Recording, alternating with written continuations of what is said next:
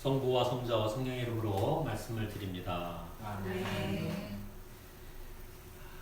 1913년, 굉장히 오래된 일이죠. 1913년 8월에 빌잘무르 스테펜슨이라는 사람이 있었는데, 이 탐험가입니다. 캐나다 탐험가인데, 이 스테펜슨은 칼러코를 타고 북극 탐험에 나섰습니다. 이들은 북극을 향해 탐험을 했던 건데, 이제 뭐 저는 북극 안 가서 잘 모르겠는데 얼음벽이 있나 봐요. 떠다니는 얼음벽. 얼음벽에 갇혀서 오고 가도 못하는 신세가 됐습니다. 그래서 이 스테펜슨 탐험대는 북극에 갇힌 지 몇 달 만에 다 이제 죽게 됐는데, 죽는 과정에 어떤 일이 발생했냐면 거짓말, 속임수, 도둑질, 그야말로 극한 상황을 맞았을 때 사람들이 보여줄 수 있는 밑바닥 정서를 그대로 드러내면서 그 대원들이 몇 명이었냐면 11명이었답니다. 11명이 죽은 거예요. 그러니까 어떻게 보면 서로를 죽인 거죠. 그죠? 이런 일이 1913년 8월에 북극에서 있었습니다. 1914년 12월에 어니스트 세클턴이라는 이분도 탐험가입니다. 이분은 27대원을 데리고 인듀어런스호라는 그 큰 배를 타고 남극 탐험에 나섭니다. 그러나 떠난 지 44일 만에 이들도 역시 이 남극해에 있는 그 얼음벽에 갇혀서 오고 가도 못하는 신세가 됐습니다. 327일을 버텨냈는데 결국 배가 막 이리저리 충돌을 하니까 인듀어런스호는 이제 가라앉고 맙니다.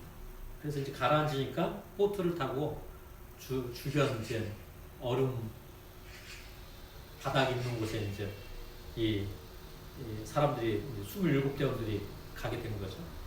근데 놀랍게도 그로부터도 한 1년이 지난 조난 634일 만에 이들은 모두 구조됐습니다. 이 이야기 혹시 들어보셨나요? 저도 최근에 책을 읽으면서 알게 됐는데, 이 두 탐험대 이야기는 이 극한 상황에서 살아남는 경우와 그렇지 않은 경우를 말해주고 있죠. 극한 상황에 빠졌을 때 어떻게 살아남을 수 있을까? 어니스트 세클턴이 이끌던 대원들, 27대원들은 근 2년이 넘었는데도 다 살아난 거잖아요. 놀랍지 않습니까? 어떻게 살아났을까?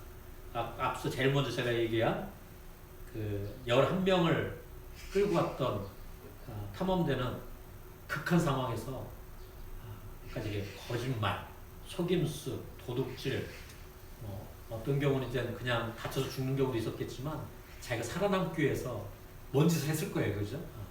어떻게 해서 정말 한쪽 탐험대는 다 죽고 한쪽 탐험대는 다 살아났을까? 한번 생각해 보시기 바랍니다. 제가 읽은 책에서는 이렇게 언급되어 있어요. 어니스트 세클턴, 제가 두 번째 얘기했던 그 탐험가는 거룩한 실패자라는 별명을 가지고 있다고 합니다. 거룩한 실패자. 그러니까 도전을 했다가 이게 아니다 싶으면 안 되면 아예 난 여기까지인가 보다. 돌아설 수 있다는 겁니다. 실패를 받아들였다는 것이죠. 생명을 살리기 위해 기꺼이 목표를 바꿀 수 있는 이 실패를 받아들였던 탐험가였다라고 기록해 있습니다. 그래서 이제 이 세클턴은 배가 난파가 되니까 야, 우리가 남극 어느 목표 지점 가는 건지 포기하자. 그게 중요한 게 아니라 앞으로의 목표는 우리 28명이 살아남는 게 목표다. 이렇게 목표 전환을 했다는 거죠.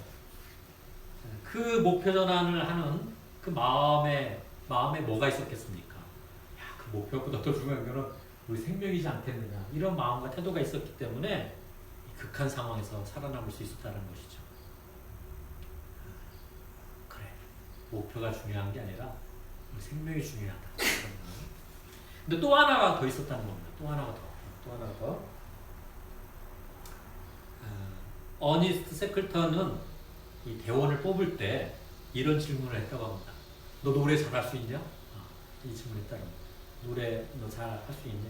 그러면 이제 대원들이 머뭇거리게 돼요. 이게 뭐 갑자기 무슨 질문이야 하면 이제 이 세클턴이 그랬다는 거예요. 조용필처럼 노래 잘할 필요 없고 누가 노래하면 같이 흥얼거리고 옆에 따라 부를 수 있느냐라는 걸 질문하고요. 그 정도는 할 수 있죠.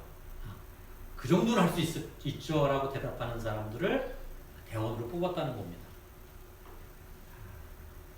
그렇죠. 이제 좀 감이 오시죠? 극한 상황에 처했을 때 내가 먼저 살려고 하는 마음이 당연히 듭니다. 그러나 누군가가 옆에서 야 이렇게 힘든데 내가 노래 한 곡 할게 하면 다 같이 노래를 따라서 부르면서 그 위기 상황을 모면할 수 있는 그 힘, 그것이 28명을 똘똘 뭉치게 했다는 것이죠. 어떻게든 우리 살아보죠.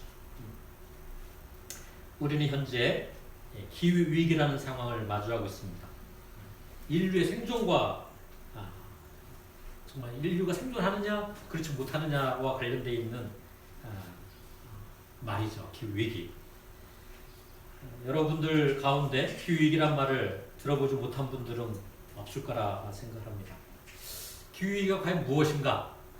저도 이제 그 단톡방에 이렇게 위에서 이제 내려온 성공회 본부에 내려온 공문을 이렇게 올려드리기도 했고, 우리 또 생태 지킴이인 우리 수산나님이 또 여러 자료를 올려놓으셨기 때문에 여러분이 다 보셨을 거라 생각합니다. 오늘 뭐 그 내용을 자세하게 제가 읊조릴 필요는 없을 것 같아요. 여러분 다 알기 때문에. 중요한 게 1.5도잖아요. 1.5도. 1.5도가 상승하면 끝난다. 근데 벌써 1.4도가 올랐다는 거잖아요. 1.5도가 되면 우리가 생각하지 못하는 일들이 발생한다는 거 아닙니까? 곡물들이 자라지 않게 되고, 아까 이제 극한 상황이었죠. 곡물이 잘 안 되니까 곡물이 재배되는 곳을 향해서 모든 눈길이 돌아갈 거고, 힘 있는 사람들 그걸 어떻게든지 자기 것으로 만들려고 할 것이고, 그렇지 못한 존재들은 그냥 죽어가는 거죠. 그리고 그걸 독차지한 사람들은 그렇다고 잘 살 수 있겠느냐? 그렇지 못하는 것이죠. 이미 동식물들이 사라지는 것들이 굉장히 많이 있습니다. 저도 어쨌든 일주일에 두세 번은 이렇게 장산전망대에 올라가게 되면 꽃 피는 것도 보게 되고, 농부들이 이제 벼를 심어놓은 것도 보게 되고, 다양한 현상들을 보게 되는데 벌들을 볼 수가 없어요. 벌들을. 이상하잖아요. 어렸을 때는 벌들이 많아가지고 신발로 이렇게 벌을 이렇게 해가지고 뺑 돌려가지고 탁 내팽개치면 벌들이 기절해가지고 침 빼내고 벌들 갖고 놀았던 기억이 아직도 선명한데, 그럴 수 있는 벌들이 안 보이잖아요. 우리 지역에서만 그러겠습니다. 그래서 이 1.5도를 높이지 않으려고 세계 모든 국가의 정상들이 모여서 합의를 했어요. 어떤 합의였느냐? 야, 이 기후를 높이는 주범이 온실가스니까 그 온실가스를 좀 줄이자. 그래, 그 방법이 뭡니까? 그래서 중요한 게 우리가 이 온실가스를 감축하는 걸로 2050년까지는 지금 우리가 쓰는 거의 84%를 좀 감축하자, 그렇게 합의를 했다는 거죠.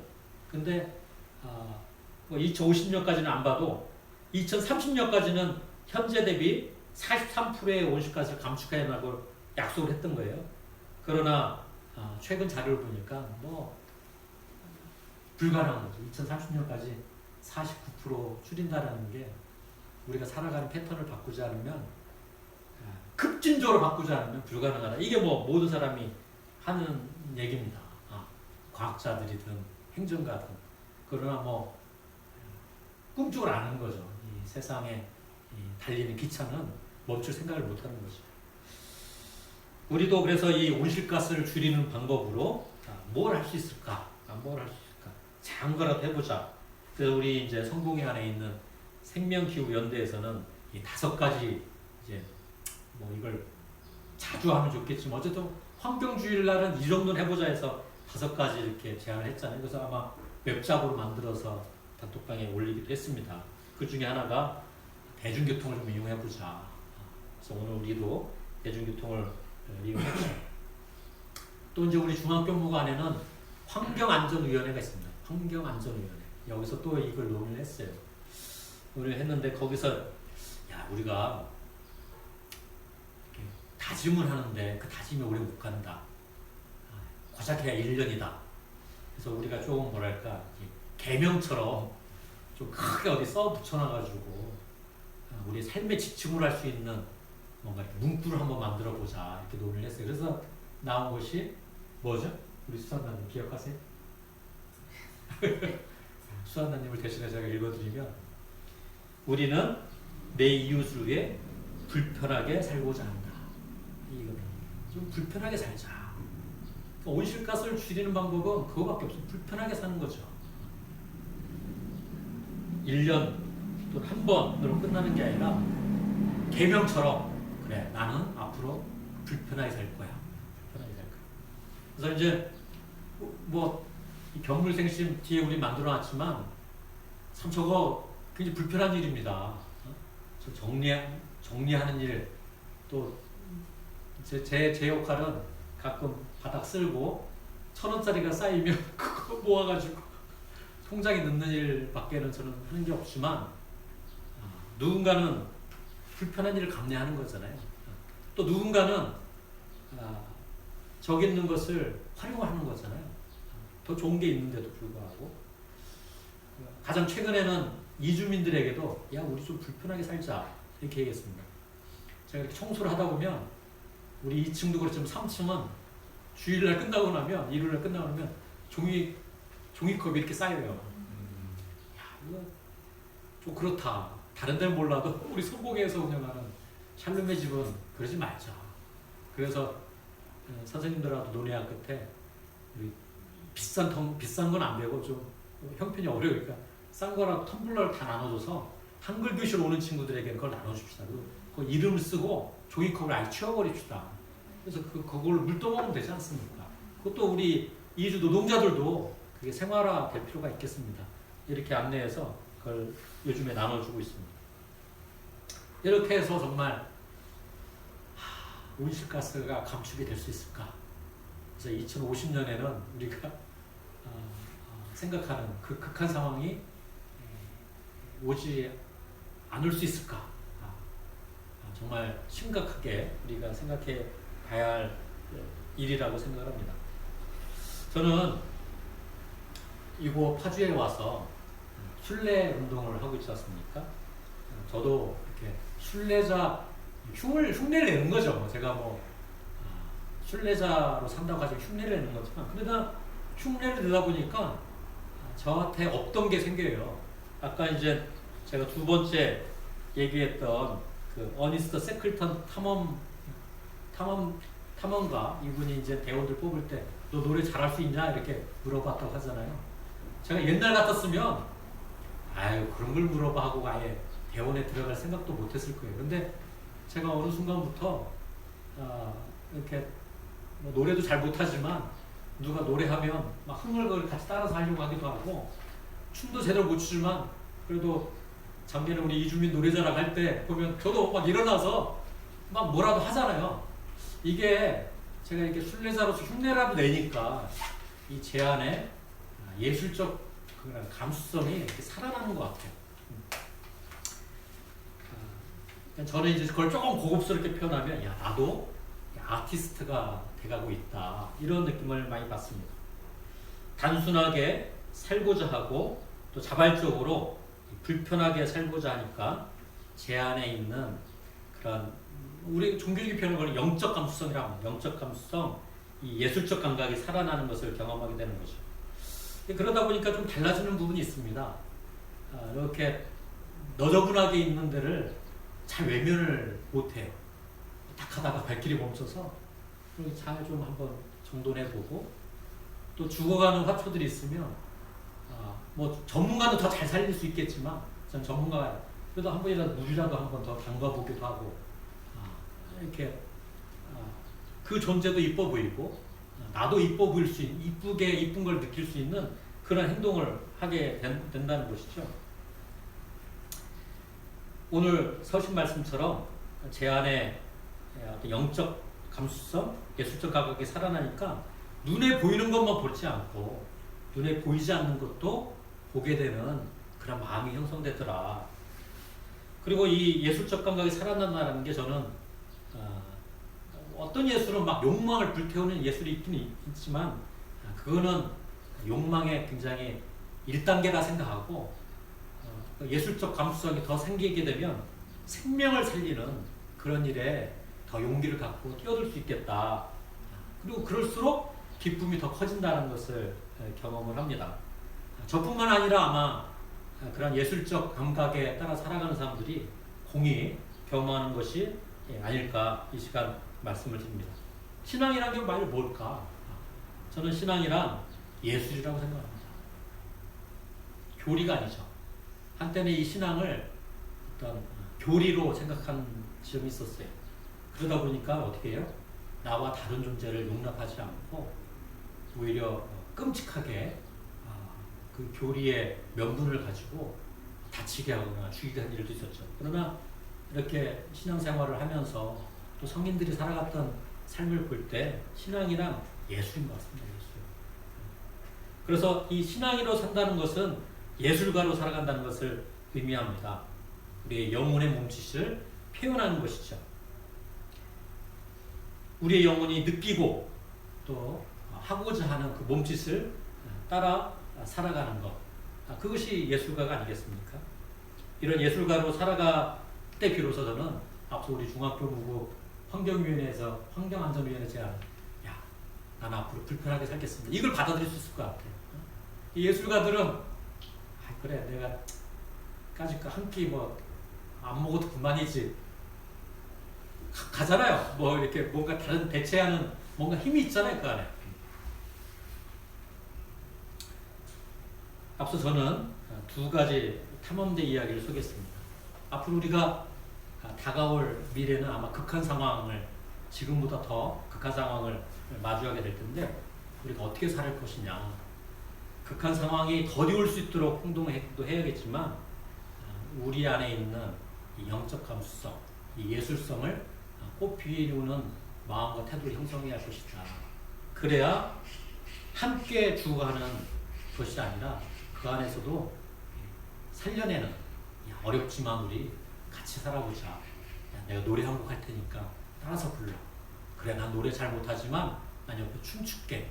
할 수 있는 그런 문화를 우리가 만들어야 극한 상황이 다가오더라도 우리가 함께 살 수 있는 것이다.